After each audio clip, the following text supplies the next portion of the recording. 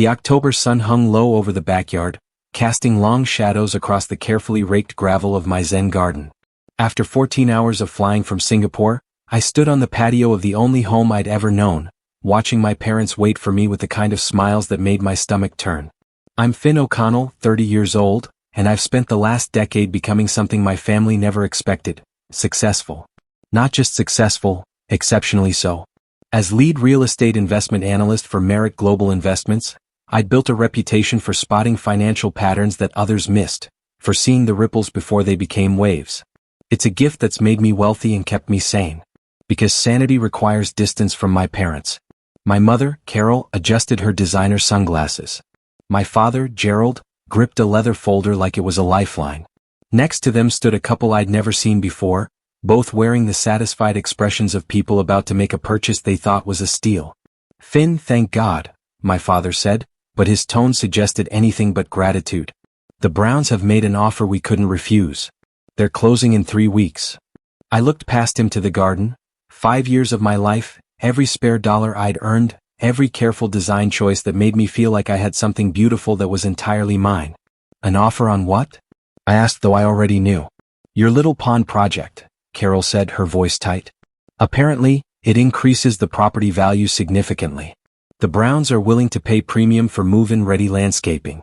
The word little hit differently than she intended. Everything about my family's dismissal had always been wrapped in diminishment. My career? Your finance job. My garden? Your little hobby. My pain? "You're so sensitive, Finn." "I built that garden," I said carefully. "It's not the house's property." Gerald's expression hardened. "It's on our land, Finn. Our house, our rules. We've already accepted their offer. You have 3 weeks to move your fish." 3 weeks. That was the moment something shifted in me. Not anger I could have managed. This was colder than that. This was clarity. "I paid for that garden," I said, my voice steady. 5 years ago, when you had a tax lien you couldn't cover, I gave you $50,000. We had a side agreement. I have a signed document." Carol's face went pale. Gerald's went red. "That was a loan," Gerald spat. "And frankly, it didn't matter. Marital property supersedes." "A side agreement signed by both of you doesn't supersede anything," I interrupted. "It clarifies ownership. The garden, the koi, the irrigation system, the stonework, all of it belongs to me. Check your own paperwork." The Browns exchanged uncomfortable glances. This was not the smooth transaction they'd expected. "Look," the female Brown said, forcing brightness into her voice, "we don't need to be involved in family disputes. If there's an issue." "There's no issue," I said. "The garden is mine. I'm removing it." I turned and walked inside the house, leaving Gerald sputtering behind me. In the kitchen, I poured a glass of water and let my hands stop shaking. This was strategy now, not emotion. Emotion was a luxury I couldn't afford. I pulled out my corporate phone and called Marcus Vance, owner of Vance Commercial Demolition. We'd worked together on 3 separate projects. He understood efficiency and discretion. "Marcus, it's Finn. I need a favor. A big one, and it needs to happen now. Finn." His voice carried the warmth of someone who'd done good business with me. "What are we talking?" "My parents' backyard. I own a custom garden on their property, registered and documented. I need it extracted. The pond stays, everything around it, the Italian paving stones, the irrigation infrastructure, the bedrock support system, every plant, every decorative element, comes out. I want a clean perimeter that shows exactly where my property ends and theirs begins." "That's specific," Marcus said carefully. "Very specific. And I want a video record of exactly what was removed and from where. I'll need that documentation." "When?" "Today. In the next 2 hours if possible. There are buyers here. I want them to see what they're actually purchasing, and what belongs to me." Marcus, to his credit, didn't ask unnecessary questions. "Give me 40 minutes. I hung up and opened my laptop. My hands moved across the keyboard with purpose, pulling up files I'd been maintaining for exactly this kind of emergency. The side agreement my parents had signed 5 years ago, digitally notarized, time-stamped, unambiguous. I printed 3 copies. Then I sat in the kitchen facing the window toward the garden and I waited. I was about to become someone my family would fear. I could feel it in my bones. The question was whether I could live with that. The answer came quickly, yes. The first thing the Browns heard was the engine. I walked back outside just as a Bobcat excavator turned the corner of the house, its massive bucket raised like a fist. Gerald's face went through a spectrum of colors, confusion to fury in less than 5 seconds. "What the hell is that?" he shouted. Mrs. Brown grabbed her husband's arm. Is he going to remove my property?" I said calmly. I handed each of them a copy of my side agreement. "The pond is legally yours per my parents' commitment to the sale.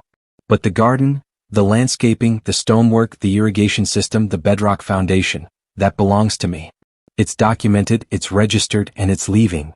I raised my hand to Marcus. He nodded from the excavator. The first strike was surgical precision. The bucket slammed into the edge of the first paving stone. The sound was a crack like breaking bone, clean and definitive. Within seconds, the peaceful sanctuary I'd built became controlled chaos. The beautiful Italian marble, imported at extraordinary cost, shattered under the bucket. The custom irrigation lines, each one carefully laid, were pulled from the earth like surgical stitches. The specimen plants I'd nurtured for 5 years were uprooted wholesale. The carefully raked gravel was scraped away to bedrock. It took 14 minutes. Gerald was screaming, actual screaming, incoherent and red-faced. Carol stood frozen, watching her reflection of sophistication and status literally disappear. The Browns had already started backing toward their car, their enthusiasm demolished as thoroughly as my garden. "You're insane," Gerald shrieked. "You've destroyed the house value." I looked at him with the clarity that comes from having nothing left to lose. "The value was destroyed the moment you committed fraud, Dad. I'm just cleaning up after you." Marcus maneuvered the excavator into perfect position at the property line, the dividing line I'd marked with stakes beforehand. When he finished, the landscape was torn and raw, but the boundaries were unmistakable. His property. My property. Clear as a contract written in earth and stone. The Browns left. They left their inspection paperwork on the patio table. They left their enthusiasm in the mud. By evening, both my parents' lawyer and the Browns' lawyer had sent notices. The sale was dead. That night I didn't sleep. I sat in my hotel room in downtown Portland and opened files I'd sworn I'd never access. Merit Global Investments, my firm, serves as financial advisor and compliance oversight for Ascension Global, one of the largest acquisition funds in Asia-Pacific markets. I have the highest security clearance. I have access to documents most people would kill for. I also have professional ethics that usually keep me from using that access. But my parents had just tried to steal from me and I needed to understand why. What I found made my chest tight. My parents owned a commercial property portfolio, shopping centers, office complexes, a small hotel chain, real estate holdings accumulated over 30 years. And they'd been negotiating to sell it all. The portfolio was valued at $30 million.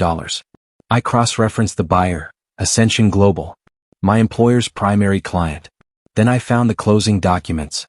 The escrow requirement was substantial, and one critical detail made me stop breathing. The transaction required a $500,000 non-refundable compliance deposit. My parents had guaranteed they could cover it, but somehow, through negligence or deception, the documents didn't make clear, they'd committed $50,000 of that to the Browns' purchase. When the sale fell through, they'd lost access to that capital, which meant they couldn't close the $30 million deal, which meant they were in breach of contract. I pulled up the compliance clause, the contract language that governed the Ascension Global acquisition. Subsection 4.7 was crystal clear. Any undisclosed litigation risk, unresolved legal disputes, or evidence of financial misrepresentation shall constitute automatic grounds for transaction freeze and penalty assessment. My parents, in their desperation to cover their tracks, hadn't told Ascension Global about the Browns, about the demolished garden, about the legal exposure. They'd lied by omission. I picked up the phone and called David Douglas, the Browns' attorney. I didn't identify myself. I spoke as a compliance professional with an interest in this transaction. I suggested that their breach of contract claim against my parents had significant time value, and that they might want to make it very public very quickly. David Douglas was smarter than I expected. He filed a notice of pending litigation 3 days later. Public record. Searchable. The kind of thing that appears in background checks and property records and acquisition due diligence reports. The kind of thing that automatically triggers audit flags. I flew back to Portland the day before the scheduled closing. My parents didn't know I was coming. I'd blocked all their calls. I'd disappeared from their lives as completely as I'd disappeared from Singapore. But I hadn't disappeared from my job. I called Mr. Stern, General Counsel for Ascension Global, and requested an emergency compliance meeting. I used the words material undisclosed litigation and potential financial misrepresentation. His assistant cleared his calendar within an hour. I sat across from Mr. Stern in a conference room on the 42nd floor of the Morgan Stanley building. Between us was a leather portfolio containing 3 documents. First, the notice of pending litigation filed by the Browns against Gerald and Carol O'Connell, relating to fraud, breach of contract, and property damage. Public record. Dated 5 days prior. Second, the side agreement my parents had signed, explicitly stating that the $50,000 garden investment was deductible from any future sale of the property, meaning it belonged to me and should have been disclosed to Ascension Global as a lien. Third, a corporate credit card statement showing wire transfers from a company account to a private hotel in Cancun, signed by Gerald O'Connell, with reservations under the name Gerald Vance and Guest. The guest was identified as Brenda Mitchell, Gerald's executive secretary. The hotel was booked for 5 separate weekends over the course of 6 months. These transfers were made using company funds, I said quietly. From a business property account, used for personal purposes. That's financial misrepresentation. Combined with the undisclosed litigation, it triggers your compliance clause automatically. Mr. Stern's face went very still.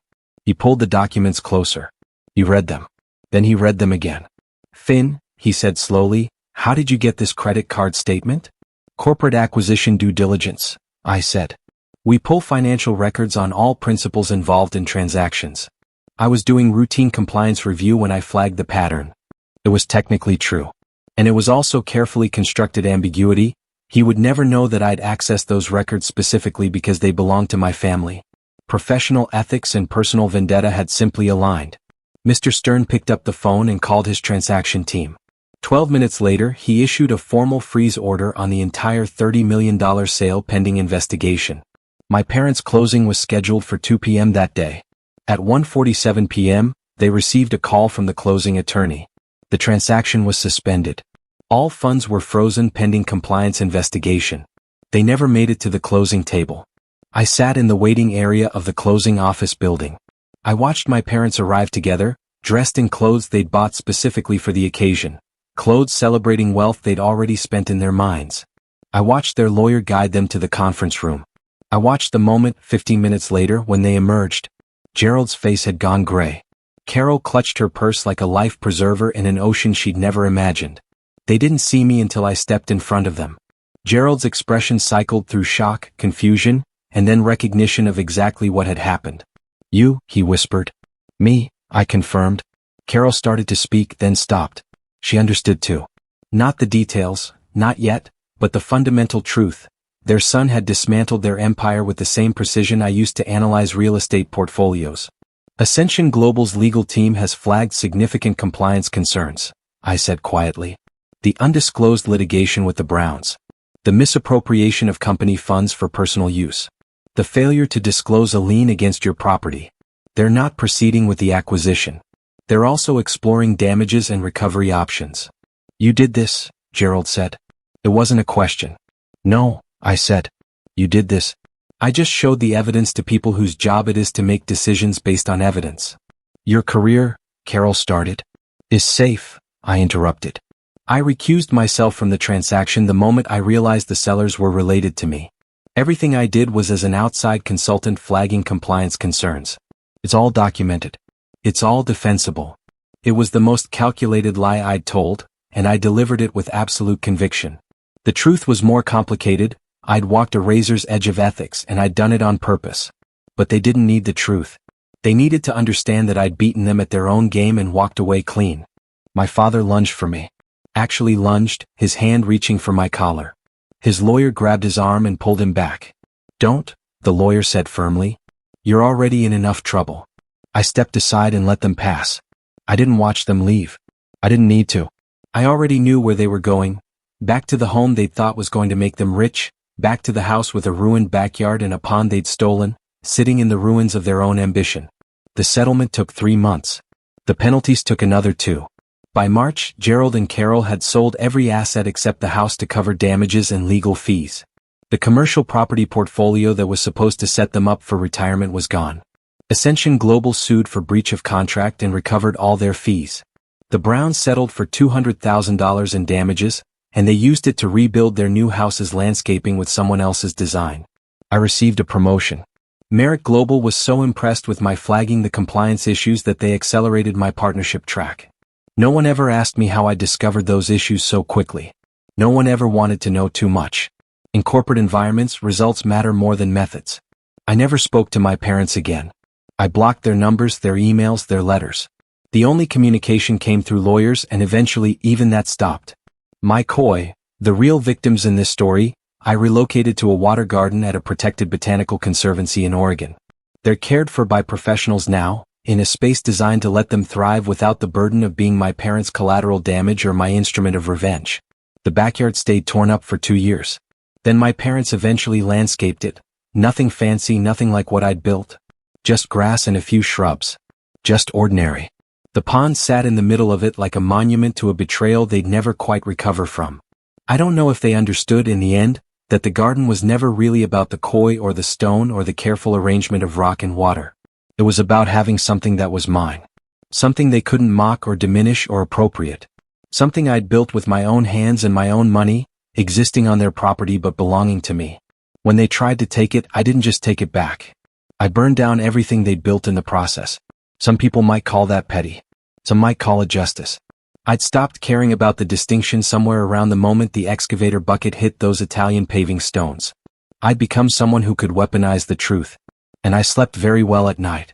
If you've made it this far, you understand, respect is non-negotiable. My worth wasn't defined by my parents selling my beloved koi pond or calling my Zen garden silly.